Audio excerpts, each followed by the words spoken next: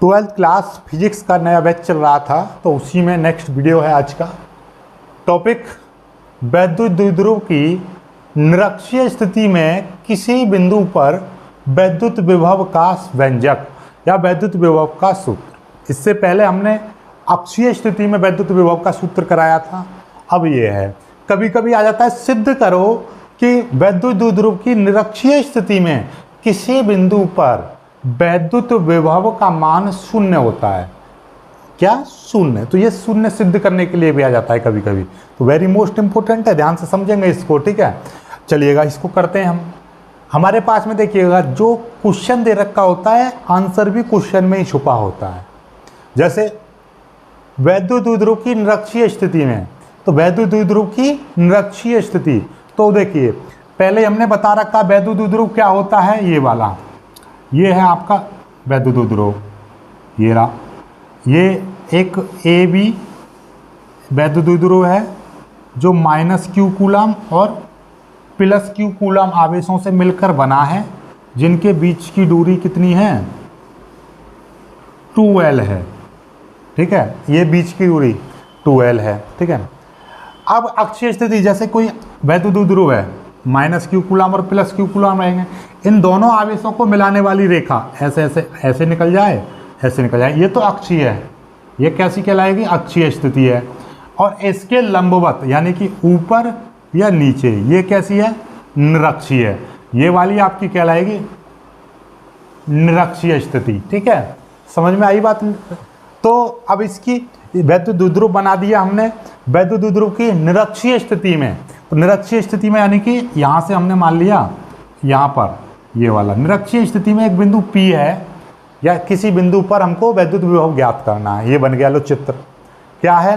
Theory क्या लिखोगे? माना हमारे पास एक वैद्युत द्विध्रुव AB है जो -q कूलम तथा +q कूलम आवेशों से मिलकर बना है, जिनके बीच की दूरी 2l है, जो एक ऐसे माध्यम में रखा है जिसका परावैद्युतांक k है।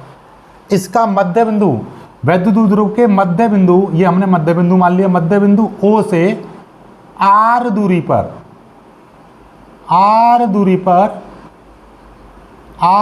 पर एक बिंदु P है जहां पर हमें वैद्युत विभव ज्ञात करना है। तो ये r दूरी पर हो गया भाई, ठीक है। अब एक चीज जरा सीखो, आपको पता होगी, जब ये वैद्युत द्विध्रुव, इतना बड़ा वैद्युत द्विध्रुव है जिसकी दूरी लंबाई कितनी है? 2l है, ये मध्य बिंदु हो गया, तो ये कितनी? ये l है जाएगी, ये l हो जाएगी। तो इसीलिए यहाँ से यहाँ तक की ये दूरी जो है, ये मध्य बिंदु है, तो यहाँ तक की दूरी क्या कहलाएगी? ये आपकी l हो जाएगी। और ये भी ऐसे ही यहाँ से यहाँ तक की ये क्या कहलाएगी? ये भी आपकी l हो जाएगी, ठीक है। समझ में आई बात? नहीं आई? क्योंकि ये आपका B बिंदु है, ये +q कूलम ऐसे समझो, और ये -q कूलम, ठीक है। इतना तो समझ ही गए। चलिएगा अब हम इस बिंदु से किए, यहाँ से हम बात कर रहे हैं, ठीक है, कोई दिक्कत नहीं। अब यहाँ तक तो कोई दिक्कत, चित्र है। अब हम -q के कारण निकालेंगे। देखिएगा -q के कारण निकालेंगे। -q के कारण बिंदु P पर वैद्युत विभव, ठीक है। -q के कारण वैद्युत विभव कितना हो जाएगा? वो हमने V1 मान लिया, और V1 बराबर क्या हो जाएगा? 1/4 पाई ε0 के Q अपॉन, देखिएगा मैंने क्या बताई थी, किसी आवेश के कारण किसी बिंदु पर वैद्युत विभव का फॉर्मूला होता है 1/4 पाई ε0 आवेश बट्टे दूरी। तो आवेश कितना है? माइनस का है, क्योंकि ये अदिश राशि है। अदिश राशि में माइनस का आवेश है तो माइनस का लेंगे, प्लस का है तो प्लस का लेंगे। दूरी कितनी हो जाएगी? दूरी हो जाएगी यहाँ से यहाँ तक की दूरी कितनी है? ये AP दूरी कितनी हो जाएगी? AP हो जाएगी। अब AP की वैल्यू कितनी हो जाएगी? देखिएगा आपको दिखाई दे रहा है, इस टाइप का एक त्रिभुज दिखाई दे रहा है।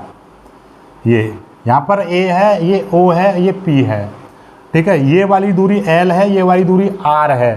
तो ये आधार, ये लंब, और ये कर्ण। कर्ण बराबर क्या होता है? कर्ण का स्क्वायर बराबर आधार का स्क्वायर और लंब का स्क्वायर, ये आपने पढ़ा था। तो वही चीज़ हम यहाँ पे अप्लाई करेंगे। तो K बराबर क्या हो जाएगा? √ आधार का स्क्वायर लंब का स्क्वायर।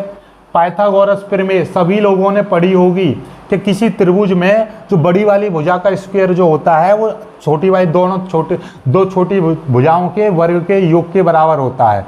इसीलिए कर्ण का स्क्वायर बराबर क्या हो जाएगा, ये वाला, ये देखिएगा इस वाली त्रिभुज की यदि हम बात करें इसमें, तो इसमें हो जाएगा AP का स्क्वायर बराबर हो जाएगा AO का स्क्वायर प्लस OP का स्क्वायर, इस तरह से हो जाएगा।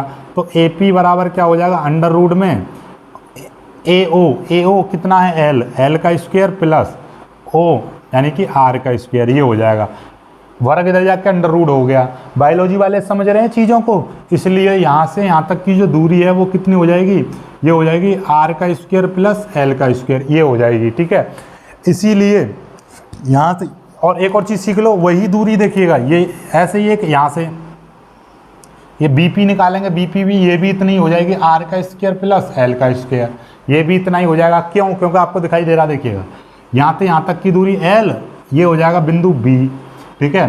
तो ये लंब, ये आधार, ये भी कर्ण बन जाएगा, और कर्ण बराबर क्या हो जाएगा, लंब का स्क्वायर आधार का स्क्वायर और लंब का स्क्वायर, ये चीज़ हो जाएगी, ठीक है। क्यों, क्योंकि दोनों में देखिएगा ये वाला एक त्रिभुज देखिएगा AOP से, ठीक है। तो ये हम यहाँ से आपको साइड में करके दिखा दे रहे हैं, यहाँ पे ऐसा लिख देंगे, ठीक है। त्रिभुज AOP से क्या हो जाएगा, कर्ण का स्क्वायर बराबर आधार का स्क्वायर प्लस लंब का स्क्वायर। कर्ण क्या है AP का स्क्वायर बराबर आधार क्या है AO का स्क्वायर प्लस और लंब क्या है OP का स्क्वायर। तो AP बराबर क्या हो जाएगा, अंडर रूट AO का स्क्वायर प्लस OP का स्क्वायर, ठीक। और ये देखिएगा AO की वैल्यू है L का स्क्वायर, ये हो जाएगा R का स्क्वायर, लंब क्या है R, ठीक है। तो AP बराबर आ गया, ठीक है। इस तरह से आप लिख सकते हो, R का स्क्वायर L का स्क्वायर लिख दो, या R स्क्वायर L स्क्वायर या L स्क्वायर R स्क्वायर, बात एक ही है, कोई दिक्कत नहीं है। तो ये चीज़ आप साइड में कर सकते हो, कोई दिक्कत नहीं है। तो V1 बराबर क्या हो जाएगा, V1 बराबर हो जाएगा 1/4 पाई एप्सिलॉन 0 के, आवेश कितना है -Q बट्टे, और ये AP की वैल्यू कितनी है, under root L square plus R square, बात वही है, R square L square R square, ठीक है, कोई दिक्कत नहीं है। समीकरण 1 कह दीजिए, कोई दिक्कत नहीं है। अब प्लस Q, अब इस वाले आवेश के कारण, यानी यहाँ पे जो आवेश है ये वाला जो आवेश है, इसके कारण इस बिंदु पर निकालेंगे हम, ठीक है। ये हमने B मान रखा है, तो प्लस Q आवेश के कारण बिंदु P पर वैद्युत विभव, ये हमने V2 मान लिया। V2 बराबर क्या हो जाएगा, फॉर्मूला 1/4 पाई एप्सिलॉन 0 के Q। अब क्योंकि ये धनात्मक आवेश और धनात्मक लिखेंगे, लेकिन धनात्मक लिखो या मत लिखो कोई फर्क नहीं पड़ता। और दूरी कितनी हो जाएगी, B से P, ठीक है। ये क्योंकि यहाँ से यहाँ पर निकाल रहे हैं, तो यहाँ से यहाँ तक की दूरी कितनी, BP, और BP का मान भी उसी तरीके से त्रिभुज निकालेंगे BOP से, तो ये हो जाएगा, ठीक है। बायोलॉजी वाले समझ रहे हैं, ठीक है। तो V2 बराबर क्या हो जाएगा, 1/4 पाई एप्सिलॉन 0 के और Q बट्टे under root L square plus R square, ये हो जाएगा। ये समीकरण 2। इसके कारण यहाँ पे निकल आया विभव, इसके कारण निकल आया। बिंदु P पर दोनों विभवों को जोड़ देंगे, ठीक है। अतः बिंदु P पर परिणामी विभव V, तो क्या हो जाएगा, V बराबर V1 प्लस V2।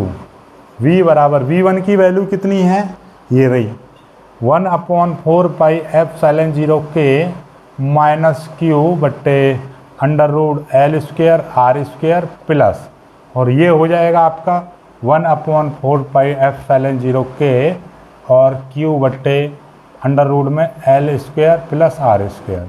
अब देखिएगा जरा ध्यान से, ये माइनस का मतलब क्या है, ये माइनस का यहाँ पे आ जाएगा 1/4 पाई एप्सिलॉन 0 के Q बट्टे under root L square plus R square. ये प्लस का बिल्कुल सेम है ना दोनों वैल्यू, Q बट्टे अंडर रूट में L square plus R square, V बराबर, ठीक है। अब ये देखिएगा, ये प्लस का, ये माइनस का, और ये माइनस का x प्लस x क्या हो जाता है 0। सेम वही कंडीशन बैठ रही है, ये वाला और ये वाला सेम है, ये प्लस का ये माइनस का, तो इससे ये कट जाएगा, तो v बराबर 0 आ गया। तो यहाँ से लिख सकते हैं सिद्ध होता है कि वैद्युत द्विध्रुव की निरक्षीय स्थिति में किसी बिंदु पर, निरक्षीय स्थिति में किसी भी बिंदु पर वैद्युत विभव कितना होता है, 0 होता है।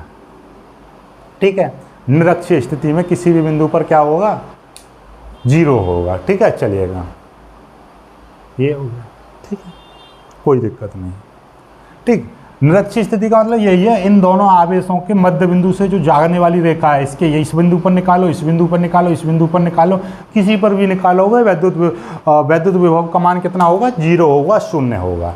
समझ में आ चुकी बात, बहुत अच्छे से क्लियरली आपको समझ में आ गई। ठीक है, चलिएगा अगला डेरिवेशन आगे कराएंगे, समविभव पृष्ठ और विभव प्रवणता।